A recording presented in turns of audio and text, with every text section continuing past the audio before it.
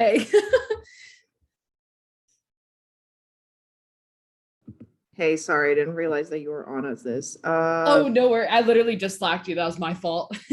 I wonder, can we both stay on as the same person, or should I just hop off? I mean, it looks like it's working, right? So Yeah, I'm just worried about like screen sharing and stuff. Let me just to be safe, re-hop on real quick. okay, sounds good. See you in a sec.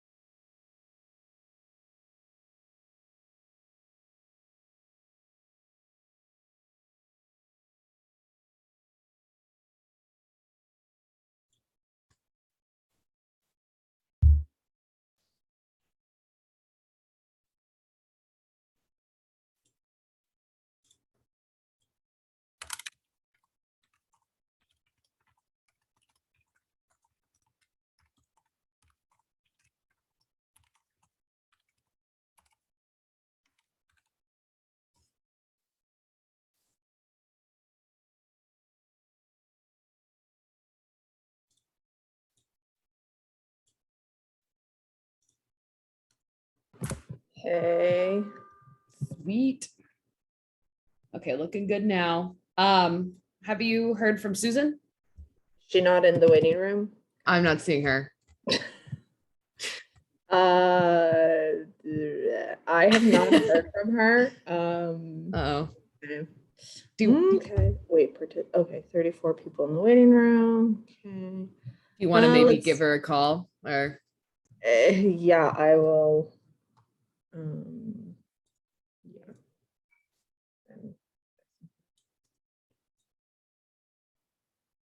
So I did send you guys. Oh, there she is. Here we go.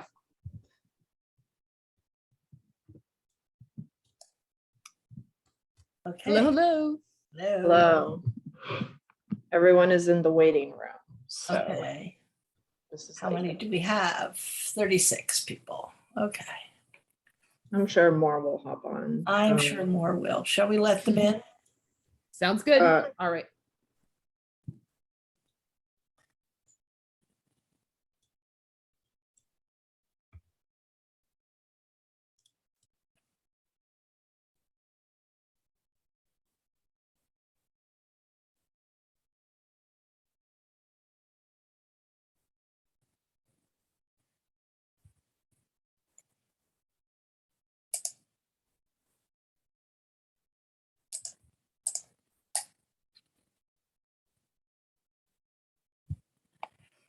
Hey, everyone, you're in the right place for the Common Cause discussion about our redistricting mess in New York. We're going to give folks a few more minutes to congregate, and then we'll get going.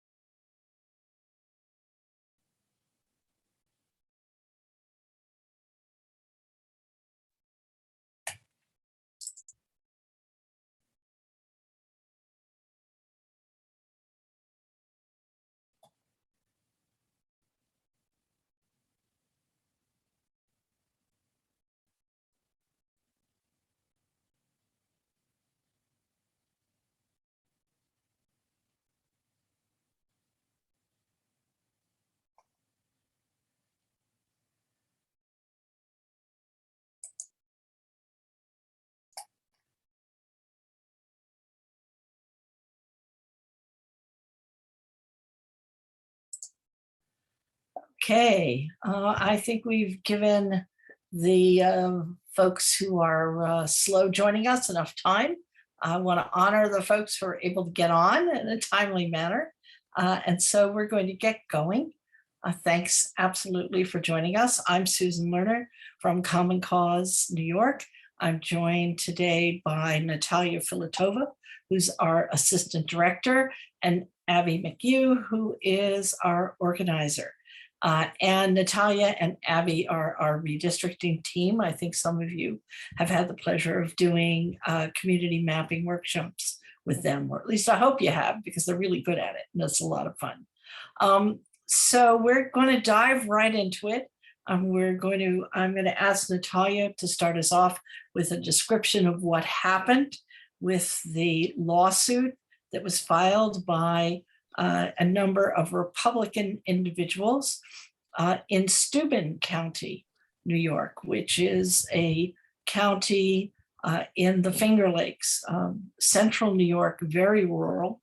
And that case started in Supreme Court, which is our trial level in New York, went very quickly to the Court of Appeals, went very quickly to the Appellate Division, and then to the Court of Appeals. So Natalia is going to give us a brief background on what the Court of Appeals did, and then we'll look at some maps. Natalia. Thanks, Susan. Hi, everyone. So happy that you all were able to join us. So to keep this brief, as all of you know, in 2014, New Yorkers adopted a new redistricting process, which created a so-called independent redistricting commission, which we have a problem with the term and asked for them to drop it, but that didn't quite pan out.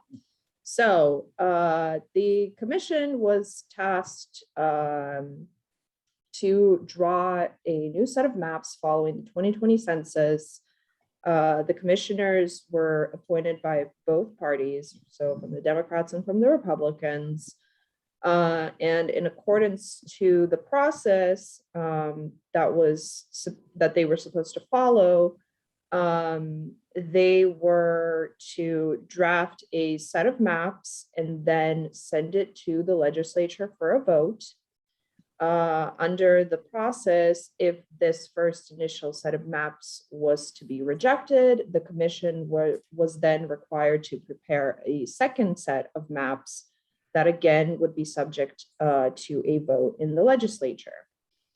And under the new provision and that amendment to our New York Constitution, only upon rejection of a second set of the commission's maps was the legislature able to take over the map making process.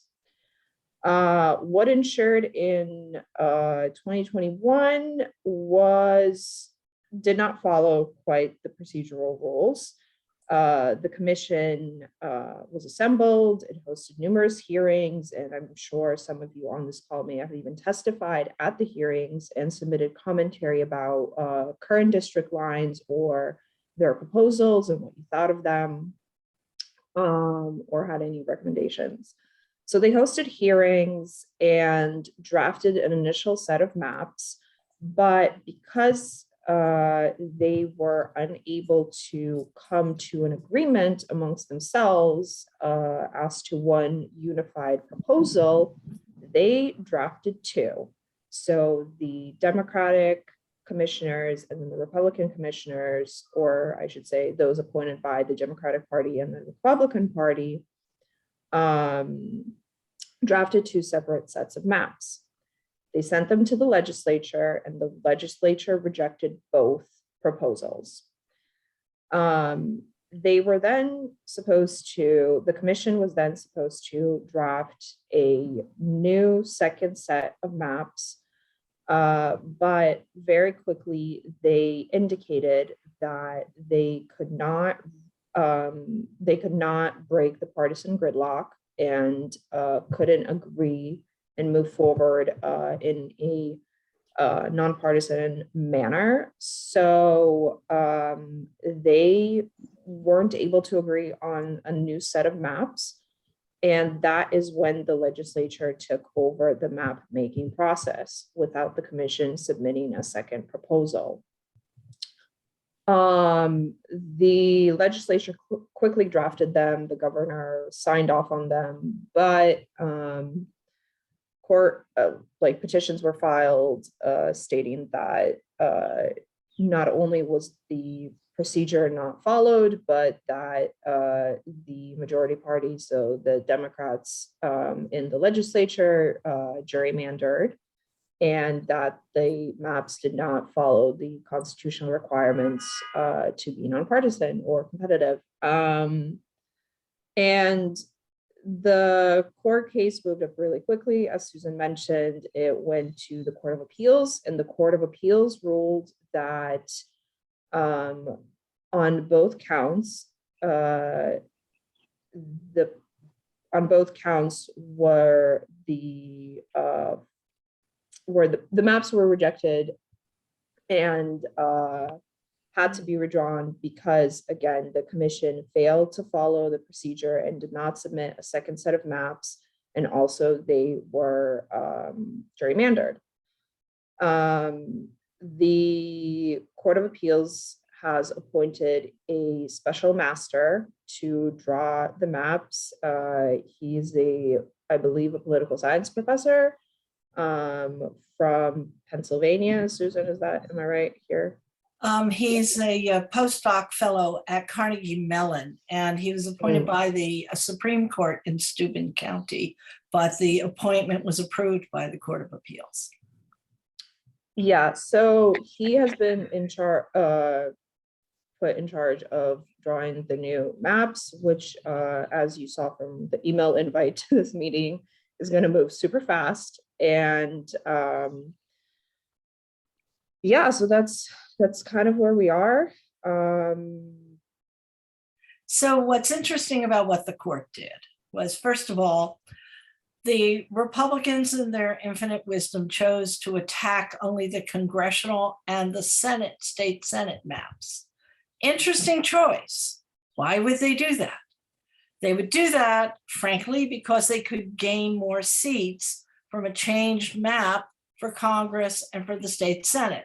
And they wouldn't gain enough seats messing with the assembly map to make a difference, i.e. they wouldn't be able to bite into the 2/3 majority which the Democrats maintain in the assembly. So it wasn't worth their time and trouble. So even though the court says the entire process is wrong, and therefore every map by definition is unconstitutional, they didn't bother with the assembly map because it didn't get them anything political, which tells you a lot about this entire process from beginning to end. You might remember that Common Cause opposed the constitutional amendment in 2014 because we said this isn't a workable solution. It's going to fail. And it failed spectacularly. I personally think of the constitutional provision as having been seeded with landmines by the Republicans who were negotiating the provision, that they could then explode at whatever point they wanted to throw the entire process into chaos. And that's exactly what they did. So they knew, having drafted the provision, having put booby traps in it, they knew exactly how to blow up the process if they didn't like the result and they felt it wasn't advantageous enough to them. And that's unfortunately exactly what happened. So now we have a special master. He's well regarded, relatively inexperienced. He's been involved in a limited number of redistrictings. It's not his first merry-go-round, but it's an early one for him. The feedback we've gotten from our colleagues in other states who have seen him in action in other redistricting situations is that he is considered to be skilled and fair. And that at the end of this crazy process, we're likely to get a fair, nonpartisan map that doesn't gerrymander either for the Ds or the Rs. And of course, you'll feel about that depending upon your own political leanings, one way or the other. Certainly, we advocate for fair maps. And we also advocate at Common Cause for a national fair redistricting standard, because there's something really distasteful about having different redistricting standards in different states, where one party is under one set of rules and another party doesn't have any rules at all and gerrymanders relentlessly. But the state of the law nationally is that we are going state by state, and we at Common Cause fight for fair maps in every state. So we are currently battling in Florida to overturn the egregiously gerrymandered map that was drawn by Republican Governor Ron DeSantis. And we've also been involved in North Carolina and other states trying to ensure that all of the maps that are drawn on a fair, nonpartisan basis. Because the Court of Appeals has lauded the constitutional amendment, there is one aspect of the constitutional amendment which has some validity in our minds at Common Cause, and that's the actual redistricting criteria that's in the Constitution.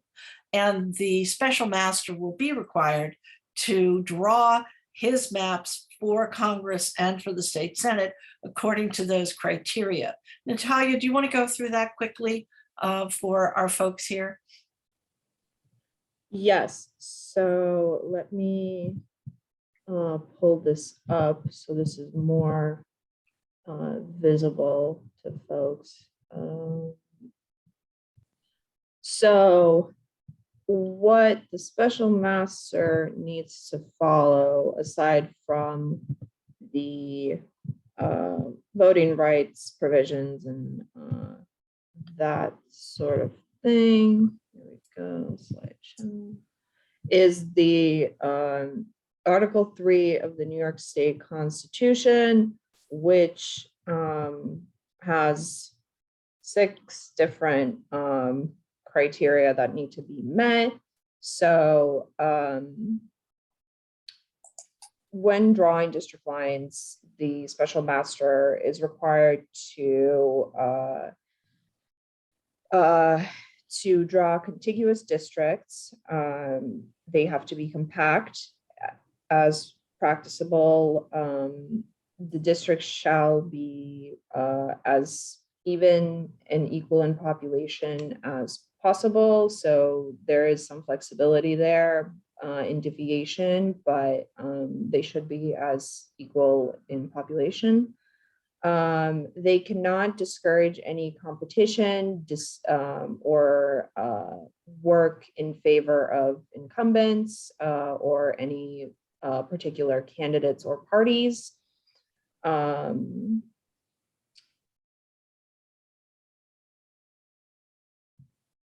In terms of racial and language minority voting rights, the districts can't be drawn to deny or abridge any such rights. And then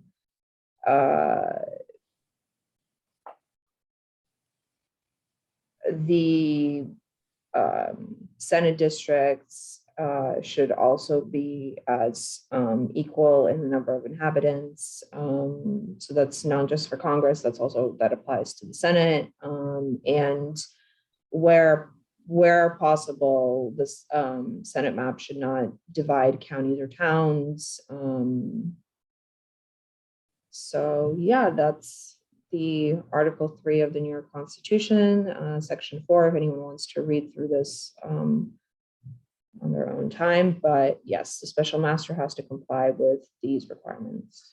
And there's also a requirement in terms of considering, not required, but consider the cores of the existing districts. And as we talk about the congressional maps, you'll see why that's a good thing. We talk about the state Senate maps, not such a good thing. And to consider existing jurisdictional lines and also communities of interest. And before I dive into the maps, I do want to point out that the order of these criteria has a significant impact on the map. When we at Common Cause start from a blank page, we prioritize the ability of racial, ethnic, and language minorities to elect a representative of their choosing. We also prioritize communities of interest. And then we worry about compactness. Oh, contiguity is way at the top, because you can't have a district that has blanks in it. But we put compactness much further down on our list because we want to hold communities together. And so our map, when we start from 0, when we start from a blank page, would look different. But I'm going to share my screen and we're going to take a look at the Common Cause map for Congress. And then we're going to look at what the Republicans proposed to the special master and what the Democrats proposed to the special master. And might also take a look at what the Empire Center proposed to the special master. So let me see where I've got it. Desktop, hold on, let me bring it up to the fore, and that way we'll be able to do a better job. Okay, and I'm going to work right now with Dave's redistricting, but also you should be aware that there is a terrific website which CUNY has called Redistricting and we might take a look at that site simply because it does a comparison between the different versions. But I wanted to show you our map on Dave's from the get-go, it just in order to have an overview and to zoom in a little bit on some more of the districts and the details. So in drawing our maps, we're very conscious of the fact that there is the constitutional charge to respect the cores of existing districts. And for the congressional map, we like that a lot because if you recall 10 years ago, the New York congressional map was drawn by another special master, a special master who was appointed by the federal court in Brooklyn. And he drew what we thought was a very fair map that created a large number of competitive congressional districts in New York, leading New York to be one of the swing states for Congress with more competitive congressional seats than almost any other state across the country. And that is something that a nonpartisan fair map will do. We were particularly concerned, however, in drawing our map to take heed of the minority and language minority communities on Long Island that often are denied a fair chance to elect a representative of their choosing, at the same time wanting to maintain the cores of existing districts. But remember, the reason why we're redrawing the map is that there have been population shifts. And the congressional map is the most challenging because you have to draw a map where the population is equivalent down to one person, which is a very arbitrary standard because the census is a snapshot, but that's what we've done. Using the census data, our districts balance plus or minus to one individual. And we drew a somewhat longer map in CD District 1 because there are minority communities in this part of the district that are often split. And we felt that that disempowered those districts and that therefore it was important to give them a fair chance to elect a representative of their choosing. And our map actually gives the Latino communities a fair opportunity to elect a representative of their choosing. We draw Congressional District 2 again.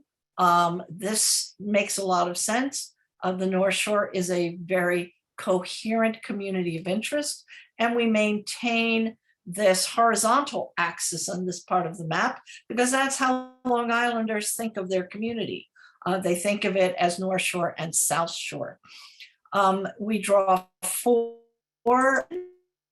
old together, the Latino and the Black, particularly Haitian American communities in this part of Long Island need a fair opportunity to choose a representative of their own choice.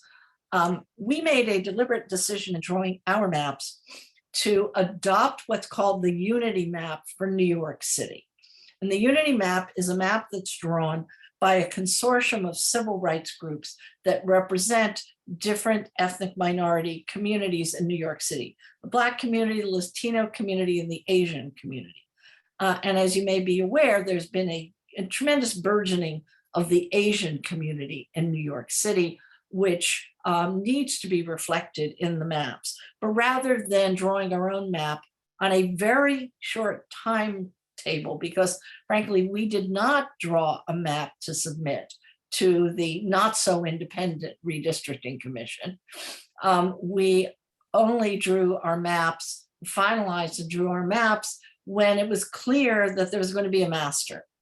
And we felt particularly a master who hasn't had a lot of experience in New York City or New York as a whole could use some nonpartisan assistance. And therefore we drew our maps. Our maps 10 years ago were very influential with the special master in federal court. And we hope to be as helpful to the special master here in state court. But we felt that the unity map, having been negotiated between the different communities, was one that we could work with. We also wanted to be sure that we took the basic principles and expanded them out to the rest of the state so that there would be a interlock. The unity map is only New York City.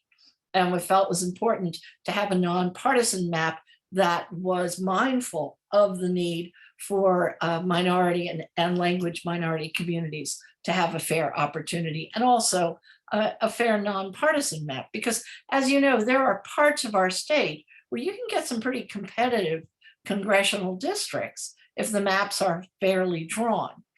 But in order to interlock with the unity map, we did have to make some modifications, because the mapping process is like a set of dominoes.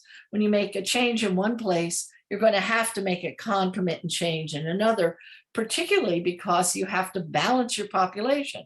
So if you pick up population in one place, you're going to have to drop population someplace else in order to get to that plus or minus one person. And the changes that we made were primarily here in Queens. And we did something which, frankly, I didn't think we were going to do, to be honest. And that is we drew this District 3 in a way that's very similar to the way in which it was drawn by the Democratic half of the not so independent Redistricting Commission. And we did that because it starts in Nassau, it goes up the Bronx and ends up in Westchester. And the commission had competing testimony about this map. And to be completely honest, the people in the Bronx hate this. They feel that they don't have a commonality with the folks on the North Shore of Long Island or in Westchester, and that they should stay with the Bronx.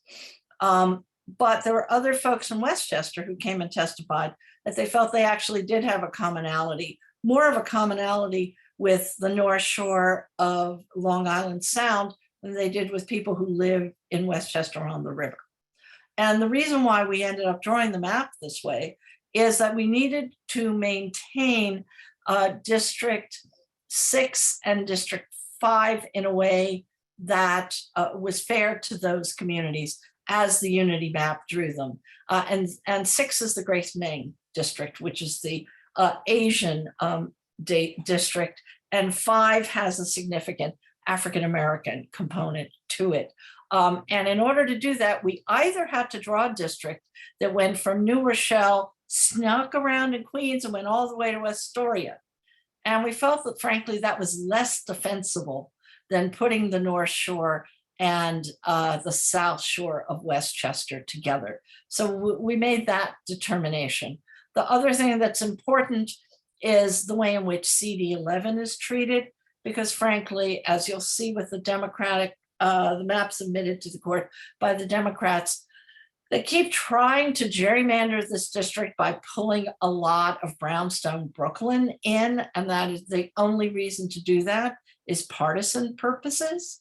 And we're drawing a nonpartisan map. This district also maintains the Asian community that's expanded in Sunset Park and Bensonhurst, and has it as part of District 10. Importantly, this map also maintains Congressional District 7, which is the Nydia Velázquez district, which gives Latinos a fair opportunity to choose a representative of their own choice. We do something slightly different in the top of the city. And we do this because, again, as I said, things have to interlock.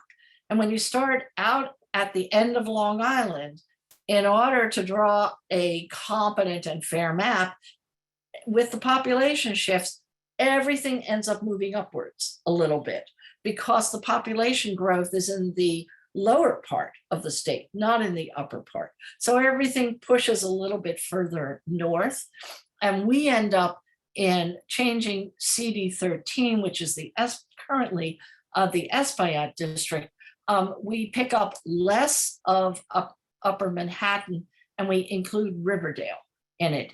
We refer to it as a district that goes along subway line number 1. All of the communities that are part of that subway line. And we do keep Co-op City in 16, which, we believe there's a community of interest. Again, you've got to balance the population, more of a community of interest with this part of the lower part of Westchester, where you have a significant minority community and a commonality and community of interest in the Bronx. And there was a lot of community testimony about that to the Not So Independent Commission. The CD 14, which is Alessandra Ocasio-Cortez's district currently. What we tried to do with the numbers is to keep them as equivalent as we can, is very similar to her current district. And unlike some of the proposed maps, we really tried to honor the cores of the existing districts and keep 16 and 17 as blocks that are much more horizontal as they currently are in the current map than slicing them up in a vertical sense. And when I show you what was proposed by the Republicans, you'll see what I mean when I talk about a horizontal aspect to it. Much more of a commonality of interest, we believe. The maps that were proposed to the Not So Independent Commission took Congressional District 16 all the way up to Putnam County, where that's a very rural county and you really don't have a community of interest there. We've done some other things in our map. We had to lose a district, right? You'll remember that our census came out 89 people lower than keeping our 27th district. Don't get me started on whose fault that was. But he's not governor anymore, so I can tell you. So we had to go from 27 to 26. And the question then becomes, where do you take a district away? And it was clear to us, and virtually all of the maps are in agreement, that it's in this area, the district that was represented by Congressman Reed, who is just not only not running for re-election, but bailed on his office entirely this week. Thank you very much, Congressman. And that district basically disappears. We keep the capital district compact here. We expand, as everybody had to, the district of the North Country, because there are not enough people up there. So you have to make it larger and larger to have enough people for the population equivalents. This is a district where we made some significant choices. We hold Utica together with Syracuse, because we feel that those urban areas have a community of interest. And this was another choice that we made. This is most of Tompkins County. The maps that are proposed by the Republicans, and I think by the Democrats and the Empire Center, put Ithaca with the western part of the southern tier. But when we looked at it, we thought that Ithaca had much more commonality with the counties that are to the east, almost all of whom have college towns, which are very similar in character to Ithaca. And actually, somebody came from Ithaca to the court hearing last Friday in Bath, New York, to say exactly that Ithaca doesn't belong with the dairy and rural counties to the west, but should be kept to the east. And our principles of redistricting lead us to conclude that urban areas in upstate are their own communities of interest. And this is similar to what we drew 10 years ago, where we held Rochester into its own district and where we held Buffalo into its own district. And that maintains the cores of the existing districts. The thing we've done, which is somewhat controversial, is that our orientation upstate is much more vertical than horizontal. And there are some which feel that we should have drawn a southern tier district as a community of interest. Again, we felt that the compactness and contiguity would be significantly hurt, and these districts ended up as a result of the choices that we made in some of the other places. So this is the Common Cause map. It's been presented to the special master, and we hope that it will be helpful to him in guiding his choices. Let me see now if I can get us, can I move that over? Where are we? Here we go. Let's take a look at briefly at some of the other maps. And now I've switched and I'm on the CUNY site. And the thing that's lovely about this site is that they have loaded everybody's map in. So right now I've got the Common Cause map, but I can go up here. Whoops, I should have made this smaller right at the beginning. Okay, I can go up here and I can pick the Congress plan that the New York State Legislature submitted to the special master. You'll see right away, you'll see some differences from what we proposed. As I mentioned, we chose not to have a southern tier district. That is something which they do. There's this district here, which we think is really quite unusual because you've got this vertical orientation, as I said, rather than holding the counties together in much more of a compact idea. So this district starts all the way down here and it goes all the way up into Putnam County. And we don't think it makes any sense at all. And of course, I think one of the most obvious and egregious problems with this map is, again, what they try and do with Congressional District 11, where they go all the way up into Brownstone, Brooklyn. And the only reason to do that is to try and gerrymander a preponderantly Democratic district out of a district which has been, frankly, very deep red for quite some time. And they, again, let's see, what have they done with 3?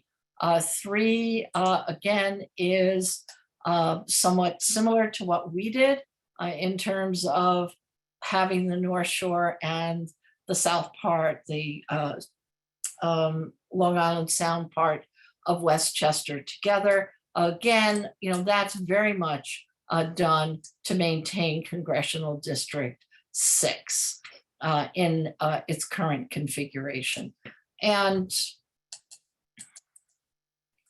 what's really interesting is what both the Democrats and the Republicans do with Utica. Utica is really popular because the Democrats pull it down into a district. They split it off from the rest of its county and they put it in a district to ensure that that district will end up being very blue. The Republicans, on the other hand, do exactly the opposite. They cut Utica up and they put it in a district so that it will make the district redder.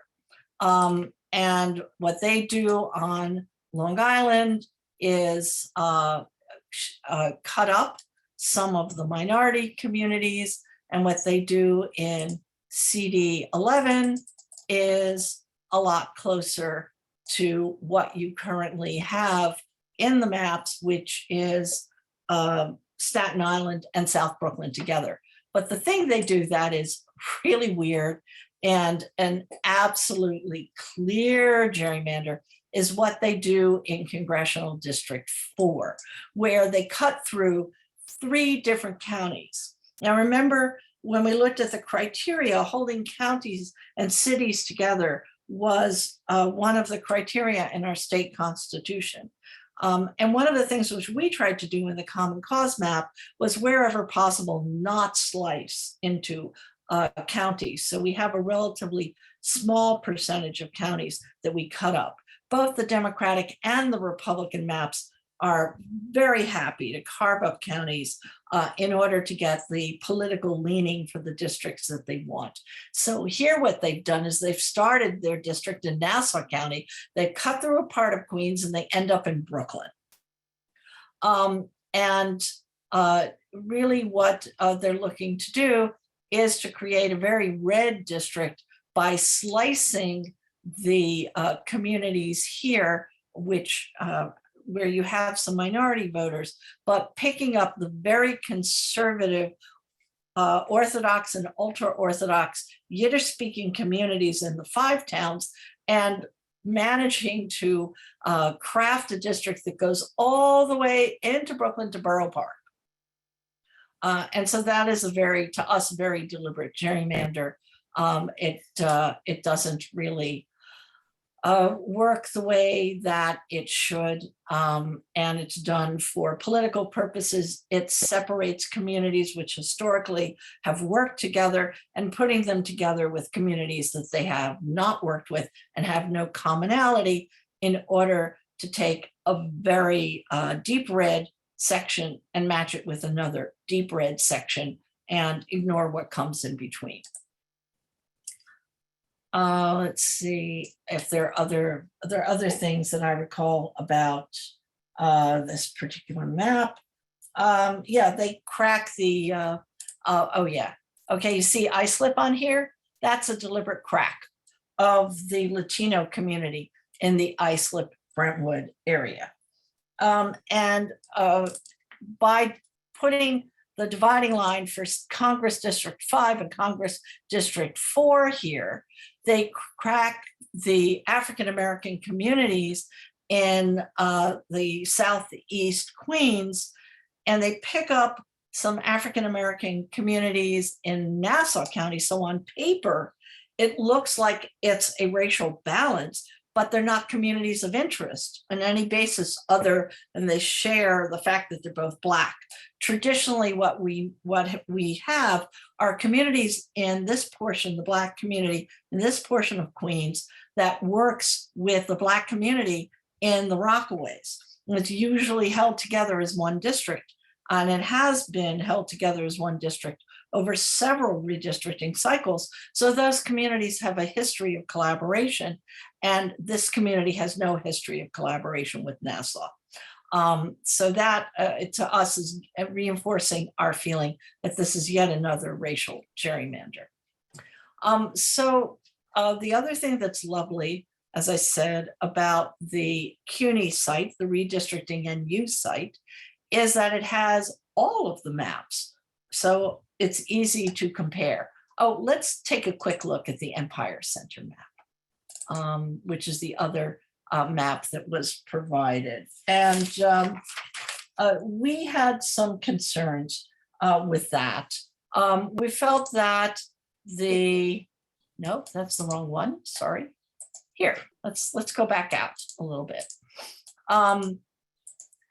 We felt they did a pretty good job of maintaining cities and counties, but again, we get this very strange thing in CD4 where they've put together communities that, they slice through counties and they put together communities that are not normally together at all.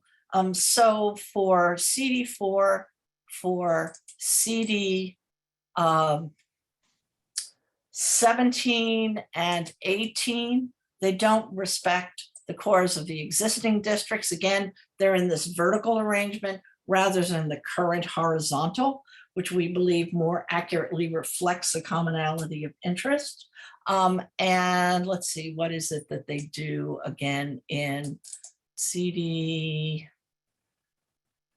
20? Let's see if we can figure out there. Yeah. And their borders for CD 20 carve up more counties than they need to do. Let's see, anything else? Yeah, so that's an overview of our analysis of the congressional plans. And as I said, we can shift to the state Senate. And you have all of the maps, most of the maps that have been submitted.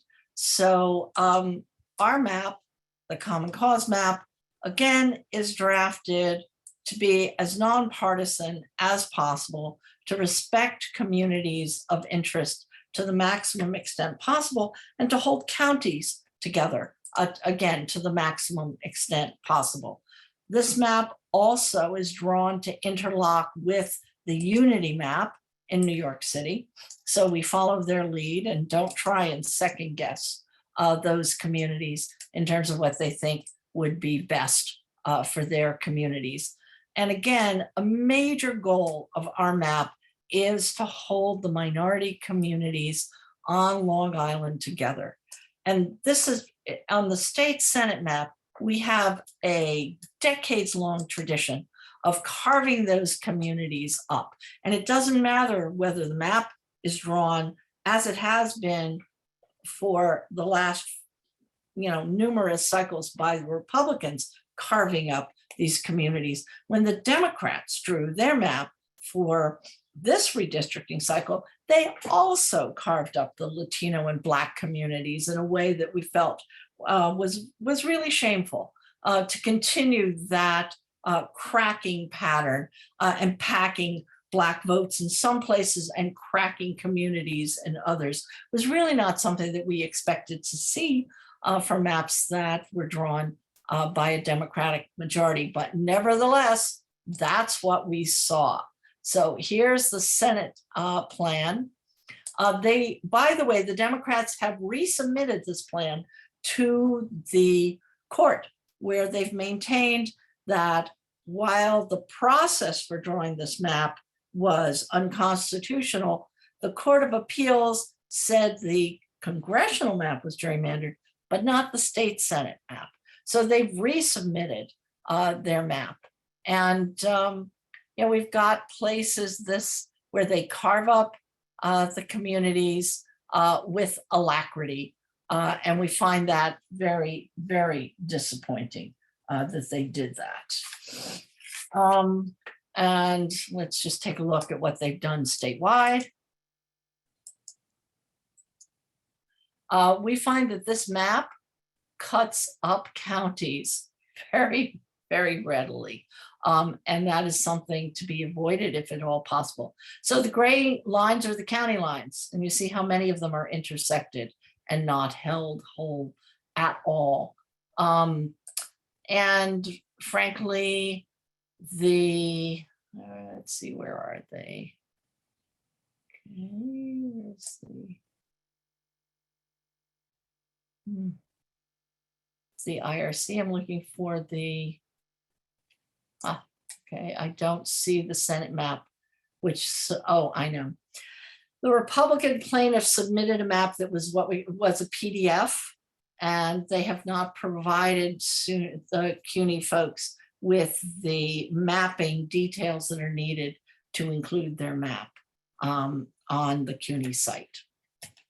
So we're not able to compare that. So the timetable is that the special master has until May 18 to draw 2 new maps.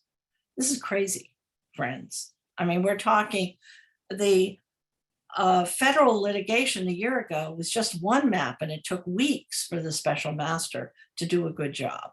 Here, we're asking the special master, or we're not, the court is asking the special master to draw a new map with 26 districts for Congress and 63 districts for the state Senate. This is a very, very challenging task. We ended up realizing after we had submitted our Senate map that we'd made a mistake in our Senate map, and we found a mistake in our congressional map because were in such a rush.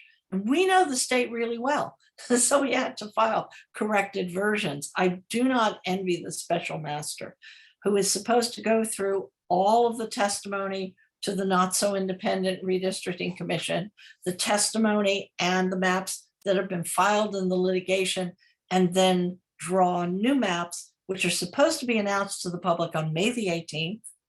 And the court will accept written comments on the proposed maps for 2 days. And then the master is supposed to present the final maps to the court on May 20th. So a very, very short time frame, relatively little opportunity for public input. And I do want to talk a little bit about the experience of going up to Bath, New York this past Friday to testify to the Supreme Court. It was a great ride. And it's 5 hours from New York City. It's a very beautiful ride. It's gorgeous countryside, but it's in the middle of nowhere.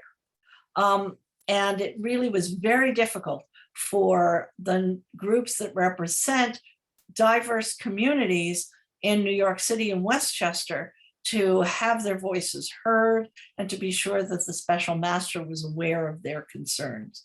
Nevertheless, I would say somewhere around 20 people drove up in different groupings the night before, stayed at a Best Western, and then showed up in the Steuben County Supreme Court to testify. And we were each given 3 minutes. So, you know, a tremendous time and expense for organizations from marginalized communities that don't have a lot of resources, rely often on volunteers. Nevertheless, people made the trek, but they were only given 3 minutes to speak to the special master. So the process has been really a very, very unacceptable one. I, for one, was really shocked at the Court of Appeals at the 11th hour threw the maps out. A lot of precedent. A less than perfect map is preferable in many instances to the complete chaos that we are experiencing right now in our primary season. And of course, you are probably aware that this week, the Steuben County Supreme Court decided not to throw out the assembly lines. I agree, Danielle, thank goodness. There was no way Common Cause could draw a nonpartisan assembly map. It's 150 districts.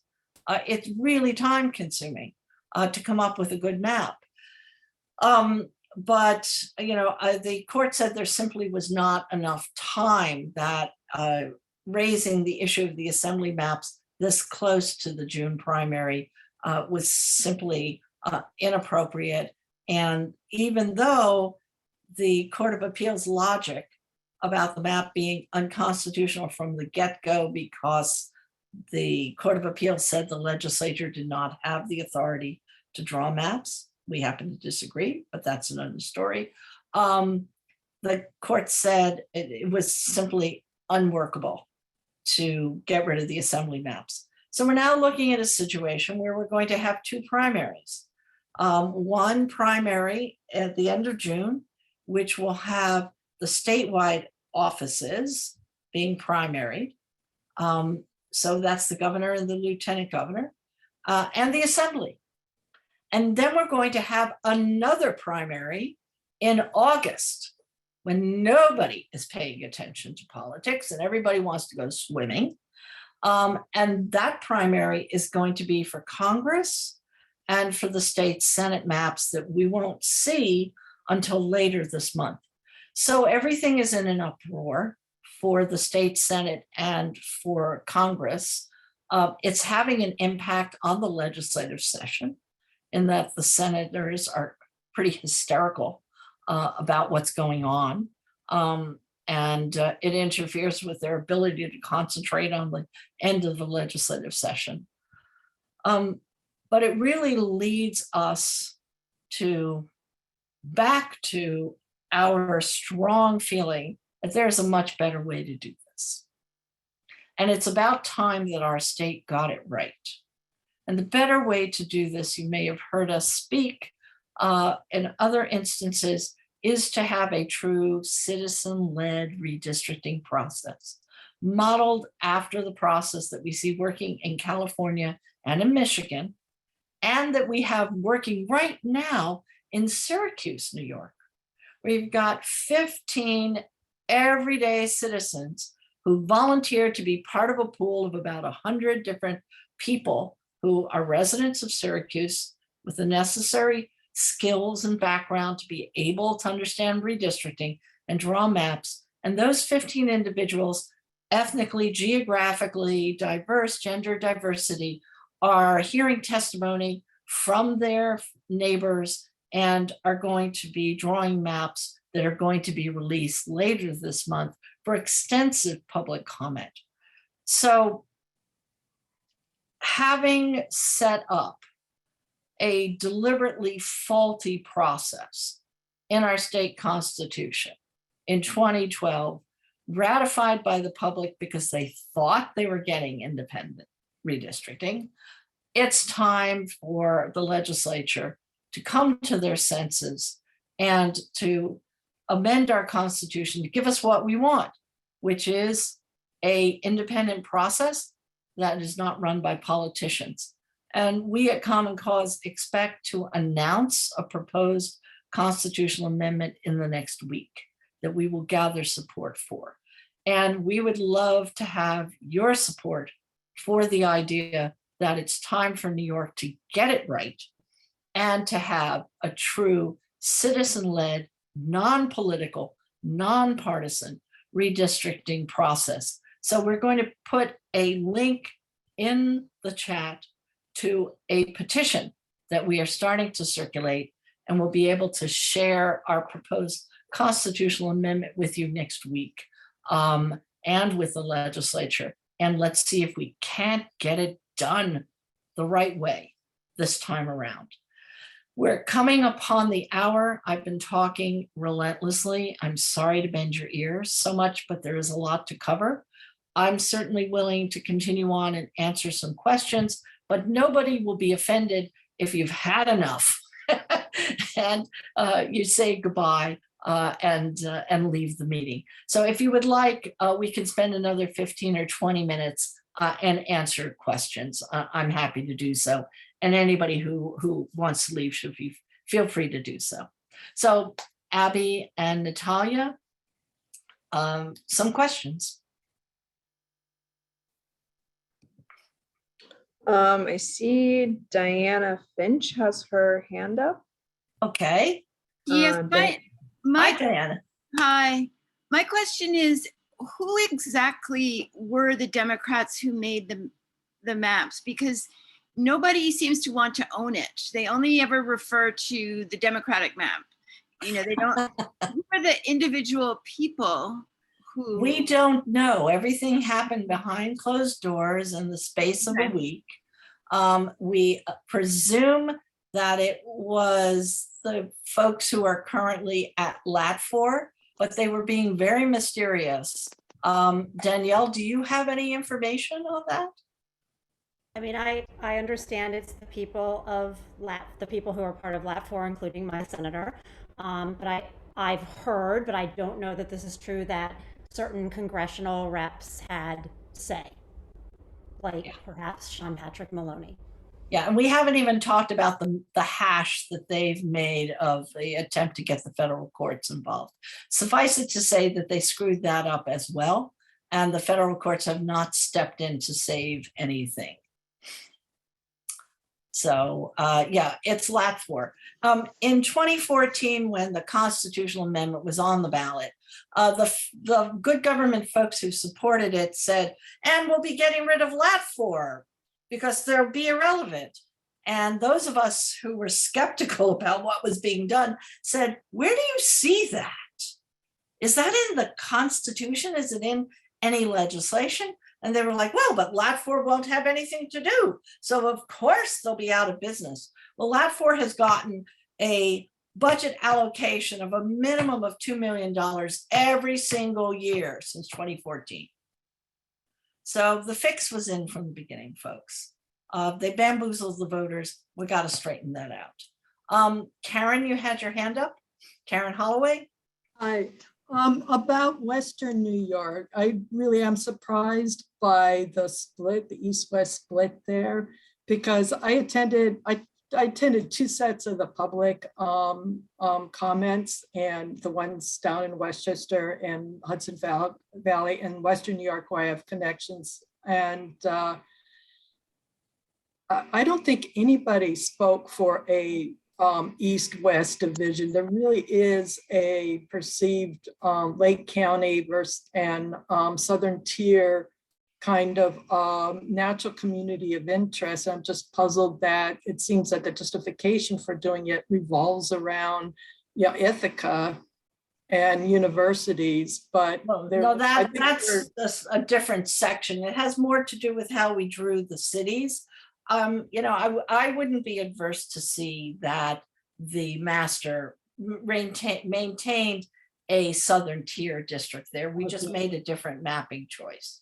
And the very first, they had a set of 2 maps, and then it went to the public, and then they came up with set another 2 maps, which then they went to the public and gave to the legislature. And on the first set of the 2 maps, the Democrat, they really split by party. The Democrat side did have East-West split, and the Republicans had North-South, more like the current districts.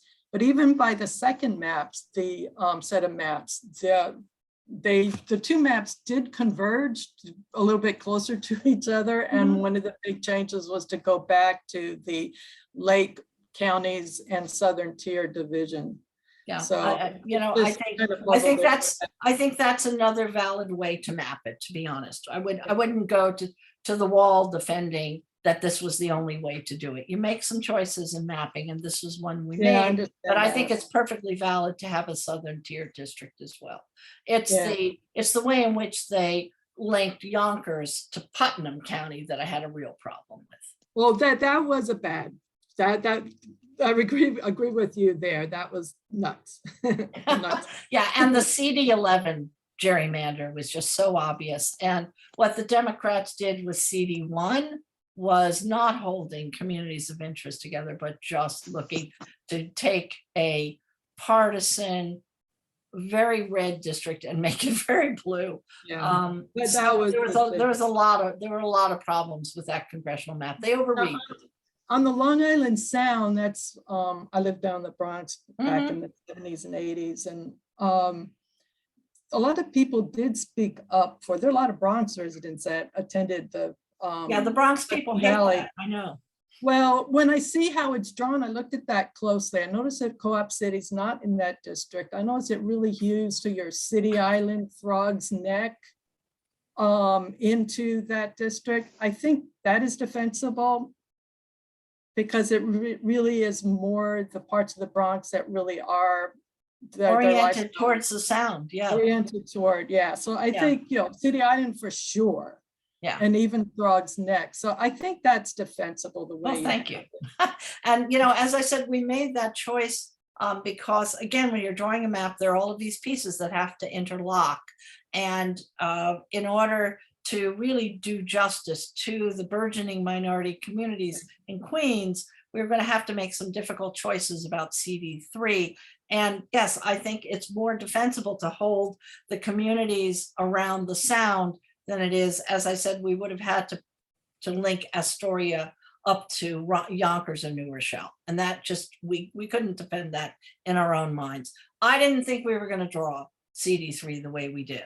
Okay. When I first saw that in the not so independent redistricting commission maps, I thought that didn't make sense. But as we got into the mapping process, we understood why we needed to draw it that way. So thanks for that input. Other folks? Natalia, Abby, questions? Or let's see what we had earlier.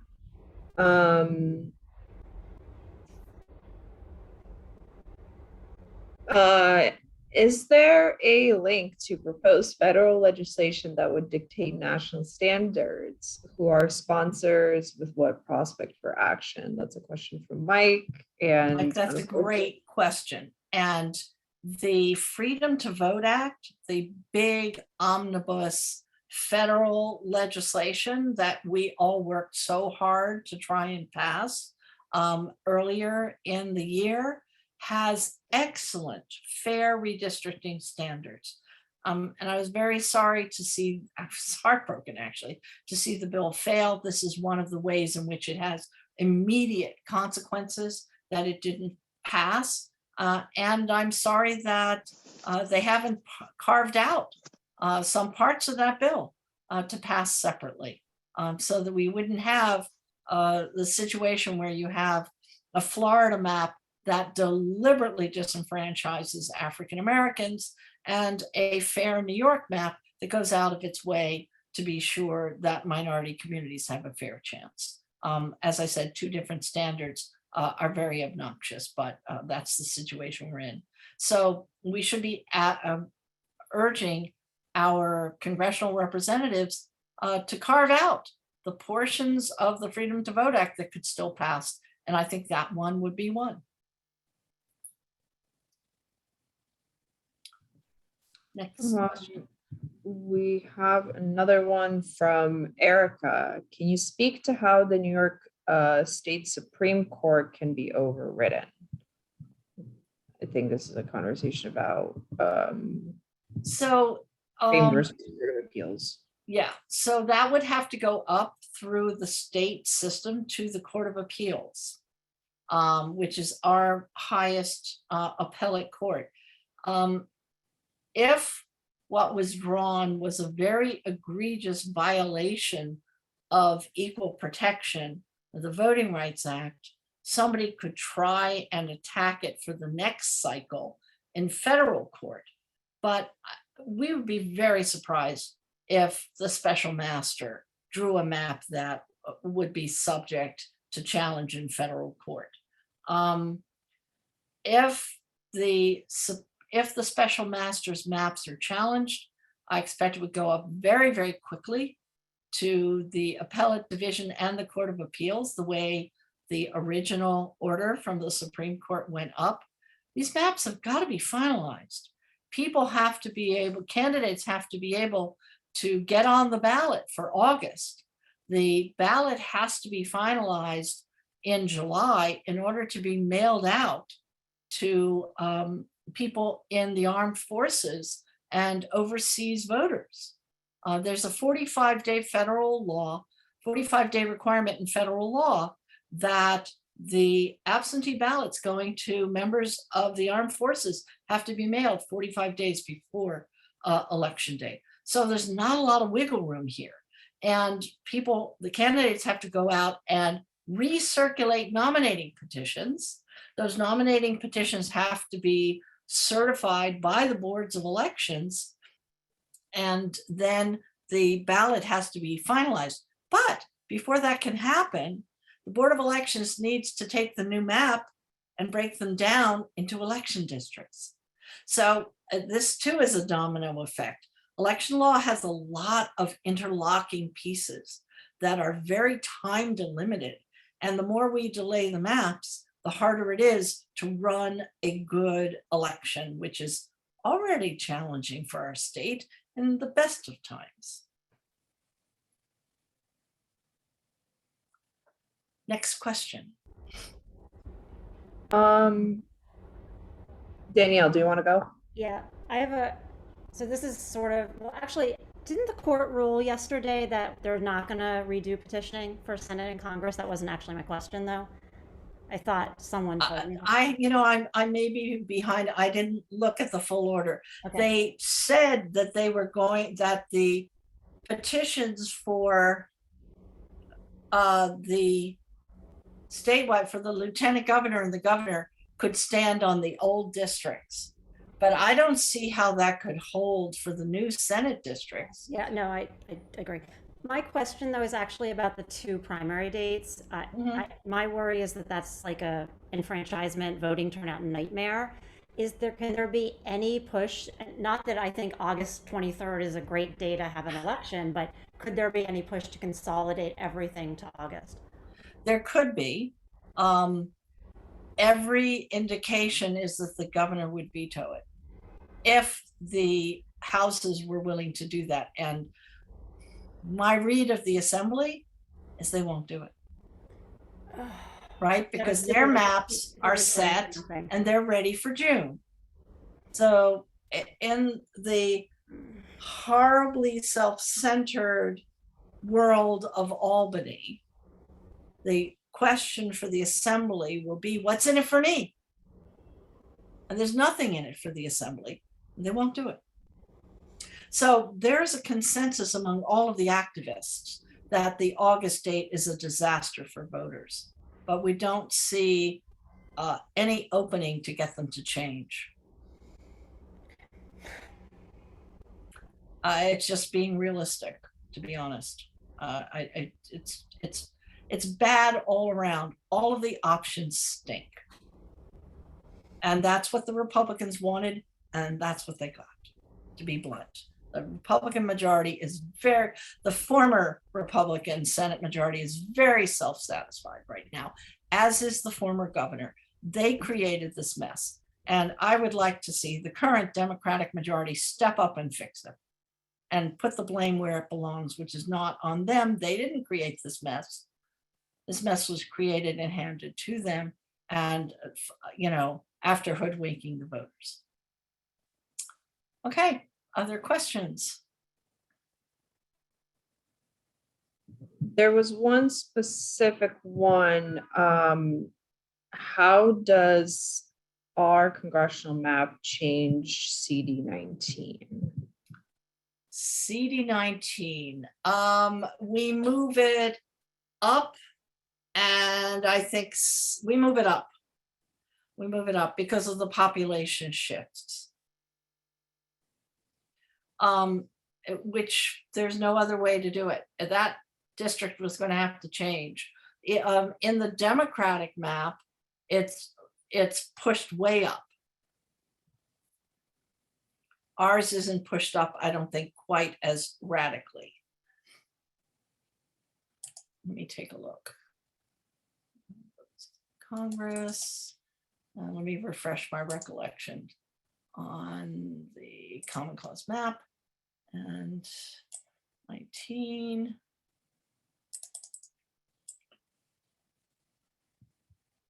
The maps are not drawn, are not supposed to be drawn with a eye towards the residents of the current incumbent, who now is no longer the incumbent. So actually we moved CD19 further west and up and to the west, reflecting the population shifts. And as I said, our entire map starts on the far end of Long Island, and because of the adjustments, pushes everything somewhat to the north and the west. And we do that in CD19. That's one of the places where it's most evident. And it's drawn to keep counties together wherever possible. So we crack the counties as little as we can. But it's a pretty large district, again, because a lot of it is rural, and you have to balance your population.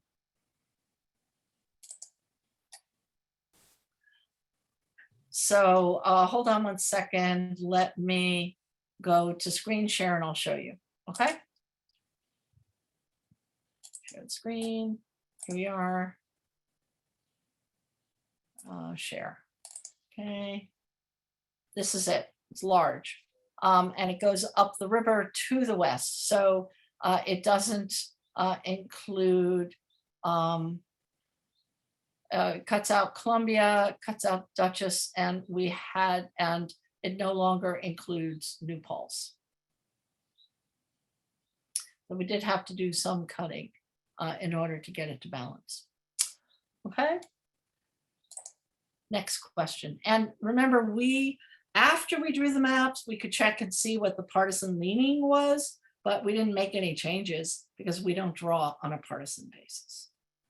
And in both Dave's redistricting and in the CUNY map, it will tell you the leaning of a particular district, right? What the Biden vote share versus the Trump vote share, so that you can see whether it is a leans D, leans R, or a solidly R, solidly D. Another lovely thing about the maps, the online capabilities, you get the demographics and you can look at the political leaning. Another question. That is actually, I think, Great. it. Not too bad. We only went a little more than 15 minutes over. So thank you everybody for sticking with us. Please do sign the petition. And believe me, we will be sending out flares and messages when we have our constitutional amendment to share with you. But if you're curious, you'll find a lot of redistricting resources on the Common Cause website, the national website under redistricting.